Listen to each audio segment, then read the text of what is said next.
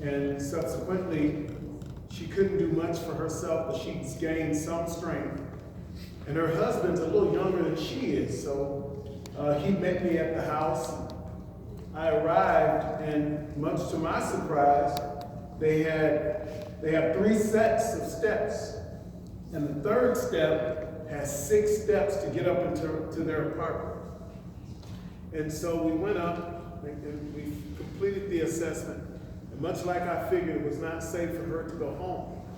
We were coming down the steps, exiting the apartment, and I was in the back holding the wheelchair, and her husband was in the front, and somehow he let go of the wheelchair. Now, she had part of her cranium removed, and she had a helmet on, and if she had fallen, it could have been fatal for her.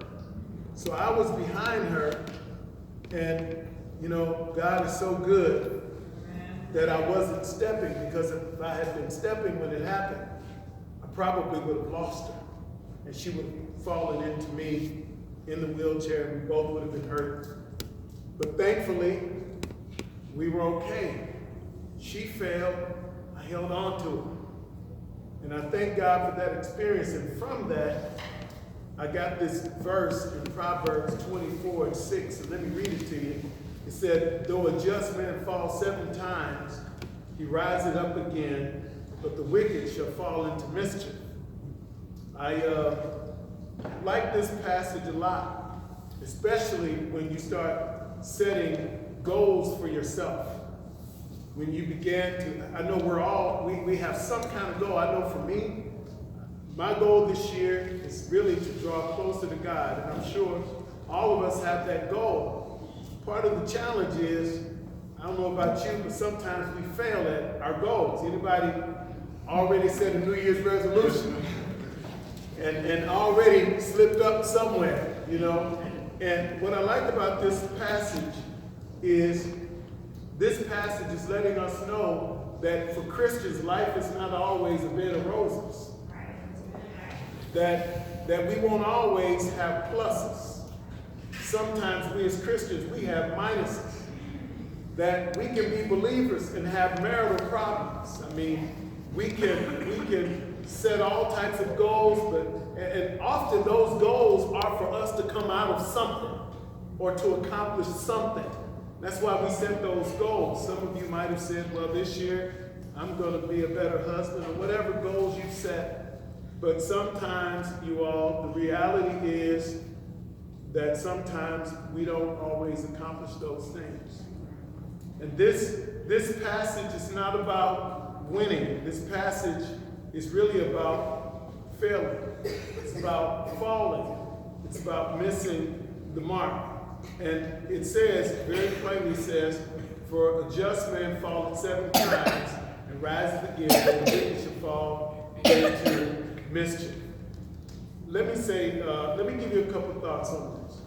A couple people to think about. Think about Joseph. Joseph's wicked brothers conspired against him. They spoiled his rest by selling him as a slave in Egypt. They gloated in their triumph over him. They thought they had gotten rid of their brother, and they thought they got rid of him forever. Now, you all know Joseph had a dream, right? And in that dream, his parents and all of them would serve him. And it looked like Joseph had failed to his brothers. But what ended up happening? God ended up getting the glory out of Joseph's life. So sometimes our lives do have trouble. Let me give you another person. You all remember the story of Job, right? Job was a man who prayed for his children. He prayed for them every day. And in spite of the fact that Joseph prayed, Satan also prayed on him, P-R-E-Y. He prayed on him. But what happened? Though Job fell sick, though he lost his children and all that he went through, God turned around and restored everything back to Job. What about Hannah? Hannah was a godly woman who had no children. And on top of that, her husband's other wife, Peninnah, gloated over her and persecuted her for having a barren womb. But what did God do? God turned around and blessed Hannah with the son by the name of Samuel. So we see that even just men, I mean, there are even more. How about David? David who sinned. He sinned miserably. He alone was responsible for his sins, and his enemies laid wait against him. Even his son Absalom turned his back on him and betrayed him.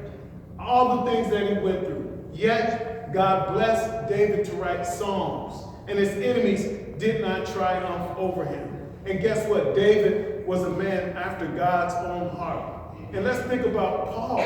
Paul was one of the greatest apostles of Christ, but he had more tribulations and persecutions than anybody else that we know of in the New Testament other than Jesus. He failed more times. I mean, this man persecuted others. All the things that we see in the life of Paul. But look, in spite of all of that stuff, look at the great letters that he wrote. He wrote 2/3 of the New Testament books. I mean, he still prevailed. And let's not forget our Lord and Savior Jesus Christ, who they nailed on the cross. They nailed him. They beat him. They mocked him. And then on the third day, he got up. And guess what, you all? Our text says, though a just man falls 7 times, yet shall he get up again. And you know what I love even more about this? Who are the just people? Who are just people? How have we become just? Even our acquisition of being just does not come from our own efforts and our own works. Amen. So the fact, listen, the reason you can get up again is because you got up from sin and it wasn't based on anything that you ever did. Because in Romans 3, he says very plainly that there are none that are righteous. And you know what's interesting? Well, in Romans 5, we find out how a person becomes just. He says, we're justified by who? Through Christ. In Romans 5:1.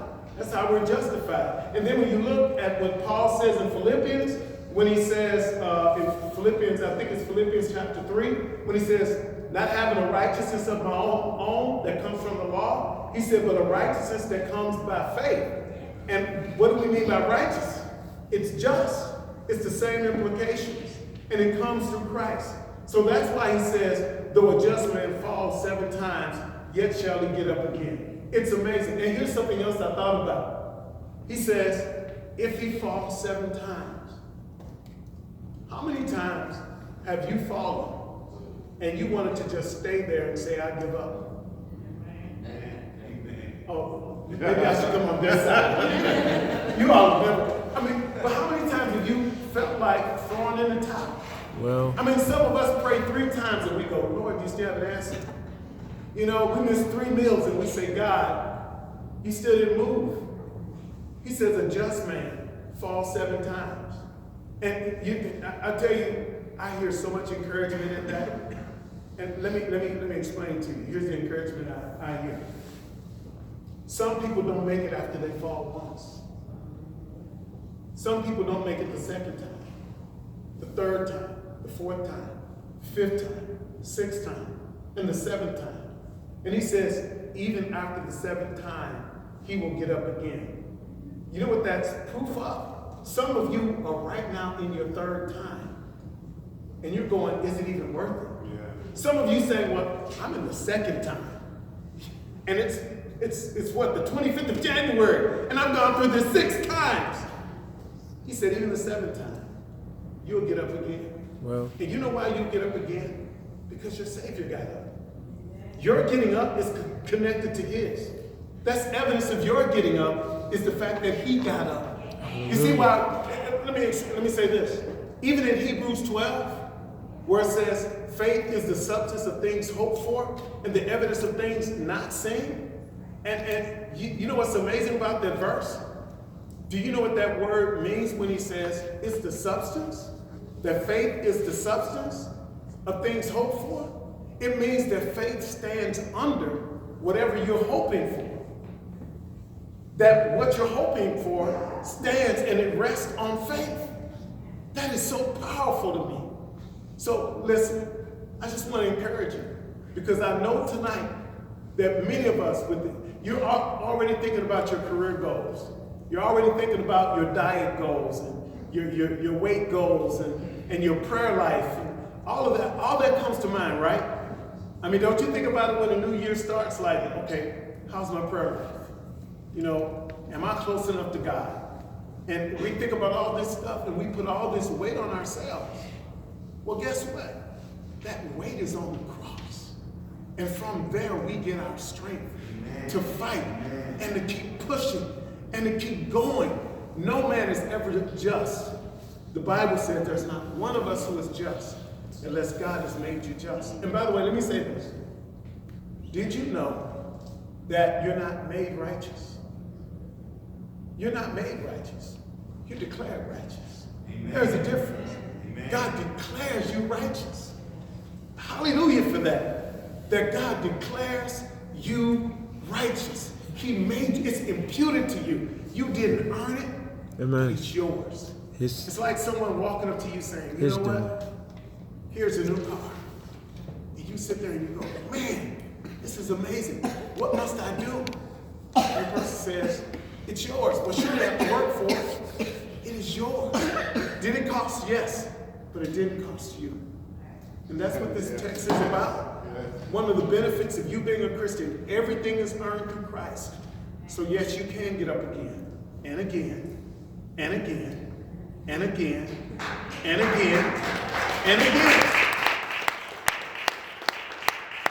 I'll tell you this quick story in closing. That's good. That's good. A man once at work, whenever people ask him, you know, how are you doing today? They'll tell me, well, I made it through yesterday. I survived yesterday. You know what I'll tell them? Well, that's proof that you'll survive today. That's proof that you'll survive today. If you made it through yesterday and you're going through the same stuff today, that's only proof that you'll make it through tomorrow. You know why you make it the first, second, and third time? Because the God who you served the first time you failed, and He's sovereign. He's Lord over the sixth time. Y'all didn't hear that, did you? He's Lord over the sixth time that you fall. Well. So you know what He says the seventh time? Yes. He says, get up again. Yes. Well, I prayed. He's saying, well, I'm God the last time you prayed, and I'm God this time you're praying. And if I answered you before, guess what? I'm going to answer you again. I didn't say I'll say yes. I just said I'll answer you. Amen. Amen. All right, you all. I just want to encourage you to get up. It's worth the fight. Yeah. I know you prayed once, but your marriage is worth praying again. Amen. I know you tried it once before, and it's the seventh time, but get up again and pray once more. I know you might have cheated and ate a little chicken during your fast. But fast the next day, get up again. God is worth it. He's worth it. Get up again. So I'm tired of saying it over and over and over again. That's good. Guess what? Say it one more time. Who knows? That one time, you might learn more than you think. Amen. You will learn that it's not by might, nor by power, but by God's Spirit. Said the Lord. At this time, it's our third prayer time. And we're going to get back into small groups. And we're going to pray for outreach. During this prayer time, include personal people, like family members, co-workers, that you would like God to help you reach. Multiplying disciples and kingdom fruitfulness in 2019 for both churches. I know we want to do more in the community. We want to reach people, and I'm sure that Harvest Bible Chapel wants to do the same. And you know what? We can't do it without you. You know what Matthew 28 says? Jesus told his disciples to do what? Go what? Go make what? Disciples. Disciples. Go therefore. Come on. Go ye therefore and make disciples of all nations. Man. Why could he tell them to make disciples? Because they were disciples. One of the reasons, Pastor Mike, I think we have issues with our church members making disciples because they're not disciples. first commit to being disciples first, followers of Jesus, so that we can make other disciples. Guess what? Sharks cannot produce catfish and bluegill. They can't. Sharks can only produce sharks. For you to make disciples, you must first be a disciple yourself. You must be a learner. And so we want to pray this, but at the same time, while we're praying it, we want to pray that it happens to us. That we will become disciples so that we can disciple other people. Yes. Can we do that? Can we have a burning prayer for that? One person put it like this: these prayers stand between eternity and time, hell and heaven, when it comes to discipleship and reaching the lost. That's how fervent you and I should be praying for our co-workers and our family members, like their lives depended on it. You know why? Because their lives do. Eternal life is at stake. Can we stand and get into groups? I'm going to ask that you